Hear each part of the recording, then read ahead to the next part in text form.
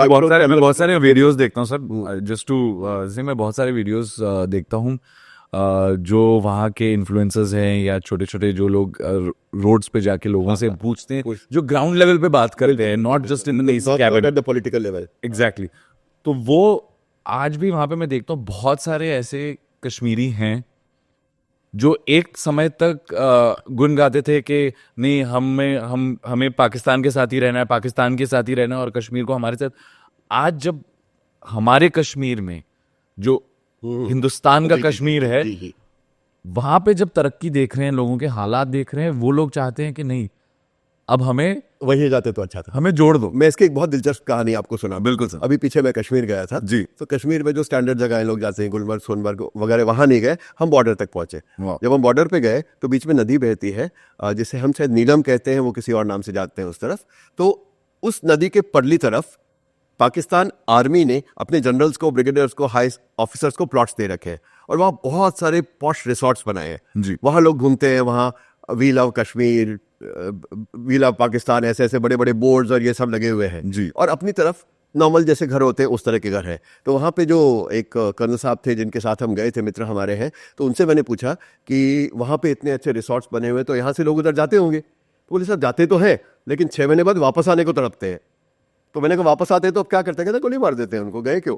हाँ। है ना। Then I asked them also कि मतलब आप लोग यहाँ पे इस तरह के रिसोर्ट्स क्यों नहीं बनाते?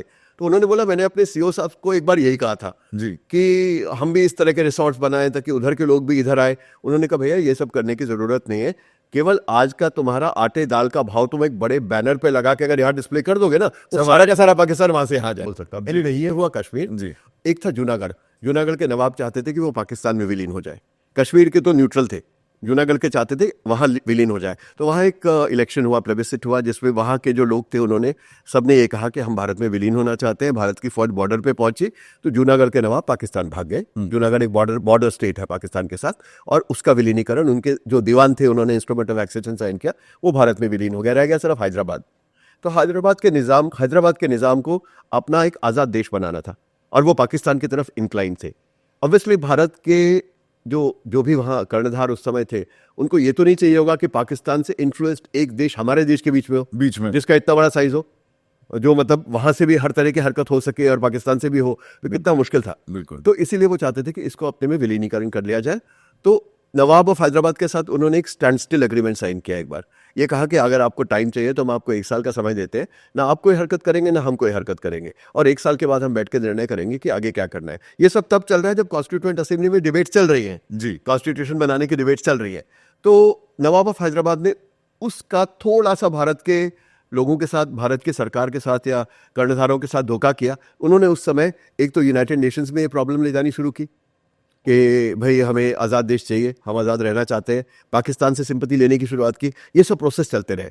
तो भारत की फौज ने पूरी तरह से हैदराबाद को सराउंड कर लिया और एक इकोनॉमिक ब्लॉकेड डाल दिया कि ना कोई अंदर आएगा ना कोई बाहर जाएगा, जिससे उनकी हालत बहुत ज़्यादा ख़राब हो गई क्योंकि उनके सारे एक्सपोर्ट्स तो लैंडलॉक्ड है। हैदराबाद हमारे देश में से होके जाते थे।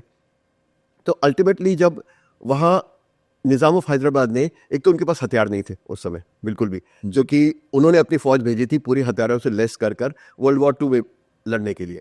जब वो वर्ल्ड वॉर 2 से फौज वापस आई तो अंग्रेज़ों ने उनके सारे अत्याधुनिक हथियार जो निज़ाम ने अपने पैसे से खरीदे थे अपने पास रख लिए और इनको बोला भारत चले जाइए, आपको हम वहाँ जाके दे देंगे। जब वो वहाँ आए तो ऑलरेडी भारत आज़ाद था, ब्लॉकेड लगा हुआ था और उसके बाद वो हथियार मिल नहीं पाए, तो उनके पास हथियार नहीं थे। उन्होंने स्मगल करके हथियार मंगवाए। उसकी भी एक बहुत रोचक कहानी है जो मैंने एक पुस्तक लिखी जिसकी हम बाद में बात करेंगे, उसमें वो कहानी है, आपको पता चलेगी कि किस तरह वो स्मगल हुए।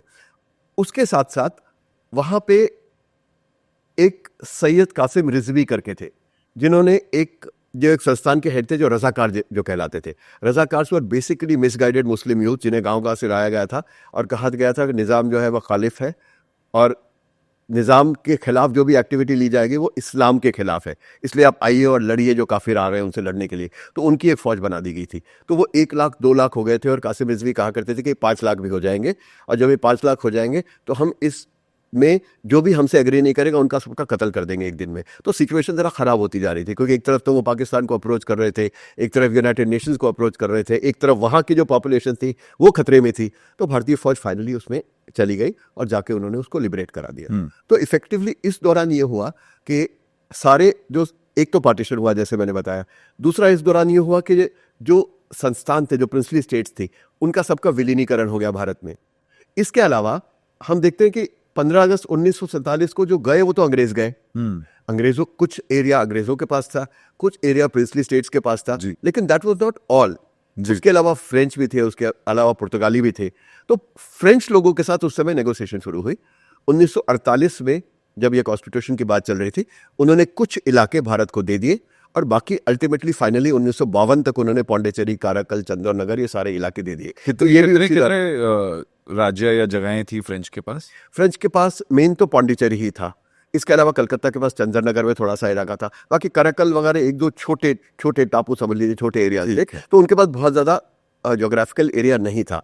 अंग्रेजों के बाद अगर किसी का ज्योग्राफिकल एरिया था वो पुर्तगालियों का था। उसकी हम बात बाद में करेंगे, दैट्स अ सेपरेट चैप्टर। क्योंकि वो जो थे, जो वेस्टर्नर्स आए, उसमें से सबसे पहले आने वाले और सबसे आखिरी जाने वाले पुर्तगाली थे। सबसे ज्यादा साल तक उन्होंने हमारे भारत के एरिया पर अतिक्रमण कर कर यहाँ पर राज किया। उसकी हम बातचीत बाद से करते हैं। बट एनीवेज, हम बात कर रहे हैं कि जब कॉन्स्टिट्यूशन का काम चल रहा था, संविधान के ऊपर चर्चा चल रही थी, उस समय क्या क्या हुआ।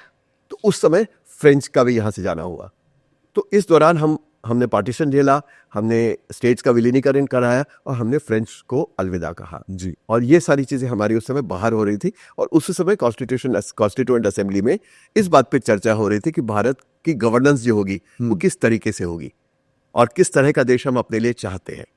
तो तब भारत का एक कॉन्स्टिट्यूशन अडॉप्ट हुआ। तुम्हें जानकर इसमें मैंने भी जब पहली बार इसको पढ़ा तो अचंभा हो कि ये दुनिया का सबसे बड़ा लिखा हुआ संविधान है।